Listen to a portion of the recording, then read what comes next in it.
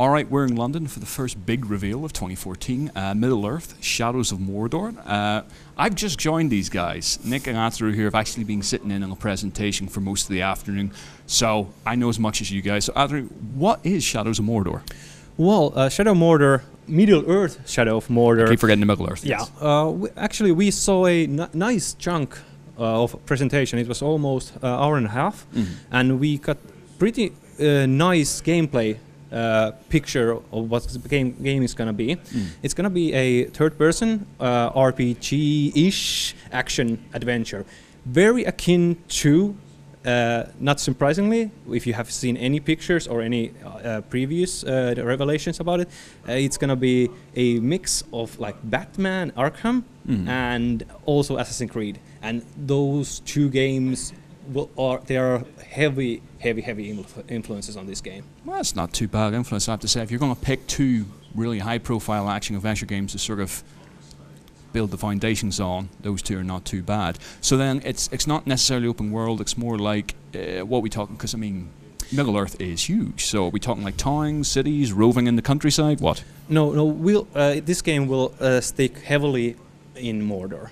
Actually, the game director pretty strictly said it's gonna be entirely in Mordor. Okay. So you won't be seeing, you probably won't be seeing like Rivendell or Hobbiton or something like that. It's gonna be well, they said entirely, so I'm not gonna change that exact quote. But like visually, it was quite a lot of brown and gray shades. It was quite a much desolation. Of course, not that much as in Lord of the Rings, of course, because this game sets out like 60 years before the Lord of the Rings and straight after Hobbit.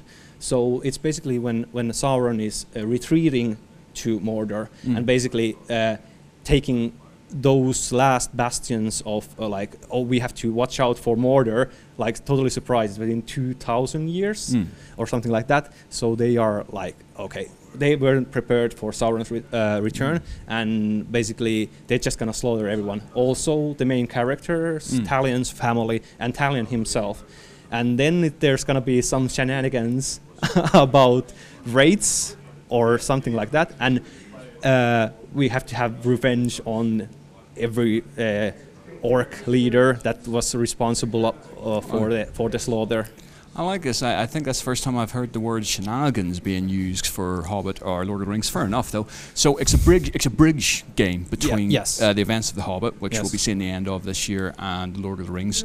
So all new characters. Are we seeing some familiar faces? I mean, how are they dealing with that? Today was mainly about the gameplay and the open world sandbox, kind of like what's happening, what's like procedurally generated in that world, and they deliberately said that, oh, we are not gonna talk about too much of the story, but they did say that Gollum is gonna be in the game, and some other familiar faces will be, and they will have some like story arcs that will come together in the main story in some point, but they were quite mysterious about those. Okay, so is this?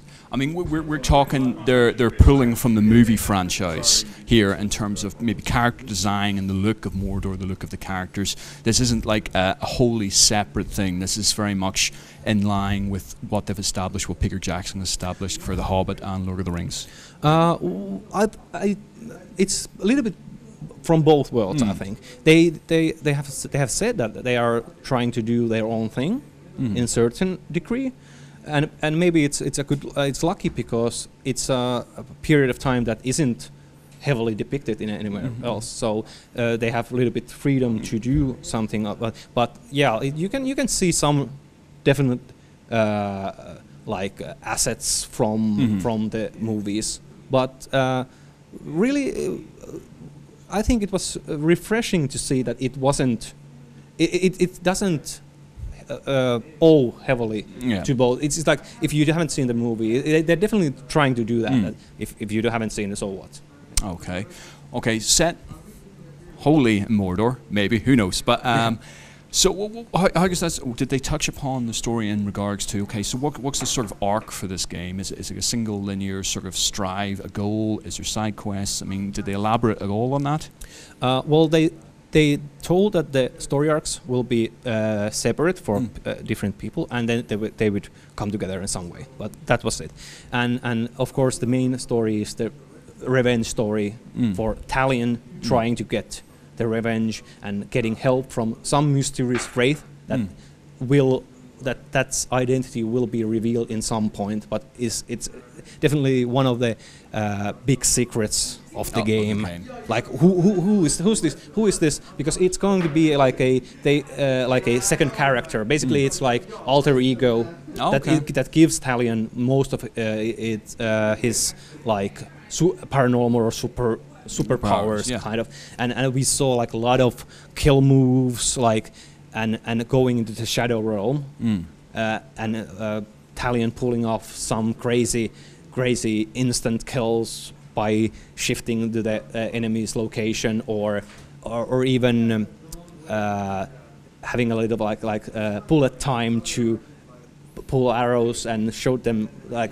taking headshots very accurately, and also it's a kind of a mechanic that is we have seen it in Arkham and we have seen it Assassin's Creed. It's the eagle vision or a detective vision. Basically, it's a vision that gives information about the enemies also. Oh right, okay. So you sort of mentioned it's very combat heavy. It may be sort of action RPG, but it's more leaning towards the combat that we've seen in Arkham. Yeah, before. Well. We haven't had any indication that there is character customization or even like a gender pick or anything like that. Well, of course, we are hoping for that, but at least I am. How about upgrades? Upgrades, a lot of upgrades. There were like 2 skill trees for both aspects, both the Wraith and Ranger. And in addition to that, there's also like core buffs like health and mana and like stuff like that. And then also like a weapon forging system that every enemy that you kill, like that is a leader, they give out runes that are like representation of the enemy's skills in some way. And then you can take those skills. Like if somebody had a firepower, a little bit, you could basically imprint that rune to the weapon and then have that kind of power in that weapon. So they said that they're trying to make the weapons more unique. Okay. So well, just sort of, what version were they showing today? What consoles, what formats is this game coming out, and when is it coming out? It's coming on, I think, on every possible platform, which is a little bit concerning. Like if you would see this only next gen, I would feel much better. Really? Okay. Because I think this a game that would benefit out of it, but I think this is one of those transition, old and next gen transition games that it's going to be quite like a compromise with the power of the next gen and the current gen. Yeah, and this was pretty early, but there was so much gameplay, so I'm feeling pretty happy that I saw it, because even though we didn't get hands-on time, they still were honest and like brave enough to show quite a lot of it. So it's probably gonna be out on every platform this year, because as we anticipate that they want to get it out at the same time as the third part of the Hobbit movie. It makes sense. It's sort of saying there, as we started the interview, the idea is the Hobbit ends, and it's almost like here's where the story catches up. And with Lego Hobbit incoming, they are going to have like pretty nice like game for Hobbit game for kids, and then this is definitely more of the teen and mature audience, right? Audience. That's cool. Excellent. Well, we'll be picking up this discussion in a later live stream with Gamereactor Live, so keep an eye out for that. But for now, Arttu, thanks very much for joining us. Yeah, thank you.